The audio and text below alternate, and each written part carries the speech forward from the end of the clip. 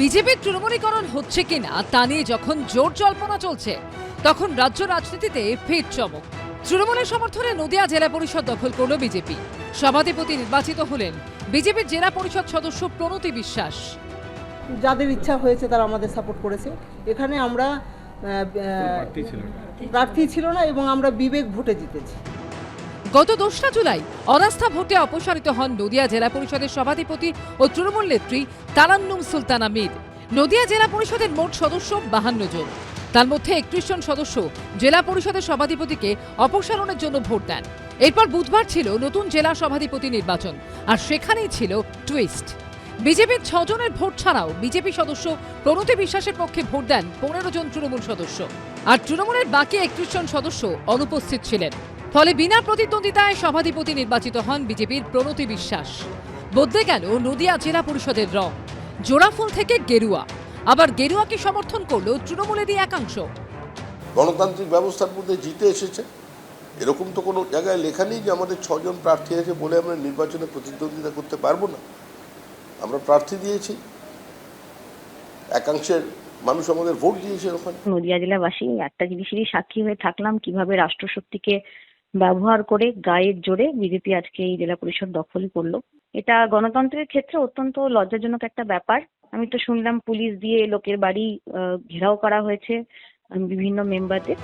তৃণমূলের জেলা পরিষদ সদস্যরা প্রথমে তাদেরই দলের জেলা পরিষদের সভাধিপতিকে সরিয়ে দিলেন, তারপর বিজেপির সদস্যকে সমর্থন করে তাকে সভাধিপতি হতে সাহায্য করলেন। রাজ্য রাজনীতিতে চমকের অন্ত নেই। প্রদ্যোৎ সরকারের রিপোর্ট, এবিপি আনন্দ। 4 মে তৃণমূলকে হারিয়ে রাজ্যে ক্ষমতায় আসে বিজেপি। 3 মাস পর 5ই আগস্ট তৃণমূলের সমর্থনে নদিয়া জেলা পরিষদ দখল করল বিজেপি। যেন তৃণমূলের একাংশ বললেন রং দে তু মোহে গেরুয়া, যা দেখে অনেকে বলছেন এটা কি তাহলে বিজেপির তৃণমূলীকরণের নতুন পন্থা? বিধানসভায় ঋতব্রত মডেল, লোকসভায় এনসিপিআই মডেল। রাজ্যসভায় দলবদল মডেলের পর জেলা পরিষদ দখলের নতুন স্ট্র্যাটেজি। পশ্চিমবঙ্গের রাজনীতিতে বিরোধী দল ভাঙানোর ছবি একেবারেই নতুন নয়। 15 বছরের তৃণমূল জমানায় এই নজির রয়েছে ভুরি ভুরি।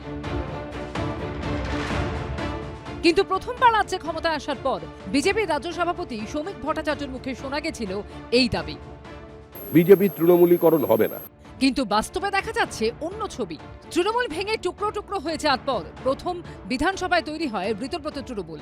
অভিযোগ, যারা প্রকৃত বিরোধী নয়, আদতে বিজেপি ঘেঁষা, বিজেপির তৈরি ছদ্ম বিরোধী। এটা আপনাদের সমর্থন করে বলার চেষ্টা করছি, আপনি জোর করে আমাকে বিরোধী বানাচ্ছেন। লোকসভায় আবার অন্য মডেল।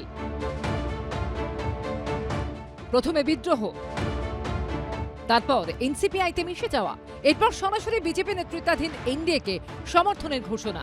তারা কখনো এনডিএর বৈঠকে অংশ নিচ্ছেন, কখনো শুভেন্দু অধিকারীর সঙ্গে সাক্ষাৎ করছেন। আর রাজ্যসভায় তৃণমূলের পদত্যাগী 3 সাংসদকে তো সরাসরি গ্রহণ করেছে বিজেপি। তারপর তাদেরই ছেড়ে আসা আসনে তাদেরই রং বদলে রাজ্যসভায় পাঠিয়েছে গেরুয়া শিবির। আর এবার তৃণমূলের সমর্থনে নদিয়া জেলা পরিষদ দখল করল বিজেপি। কে কাকে স্বতঃস্ফূর্তভাবে সমর্থন করেছেন বা কি কারণে করেছেন সেটা যতক্ষণ না জানতে পারছি ততক্ষণ আপনার প্রশ্নের উত্তর দেওয়ার মতন জায়গায় আমি নেই। নদিয়া জেলা পরিষদে দেখা যাচ্ছে যে বিজেপি তারা দখল করেছে নদিয়া জেলা পরিষদ। বলতে পারবো না। 3 মাস কেটেছে, এখন বাকি দীর্ঘ সময়। আগের আমলের মতো এই আমলেও কি দলবদল অব্যাহত থাকবে? বিজেপির তৃণমূলীকরণ কি এভাবেই চলবে? আশাবুল হোসেন ও শিবাশিস মৌলিকের রিপোর্ট, এবিপি আনন্দ। এবিপি আনন্দ, এগিয়ে থাকে, এগিয়ে রাখে।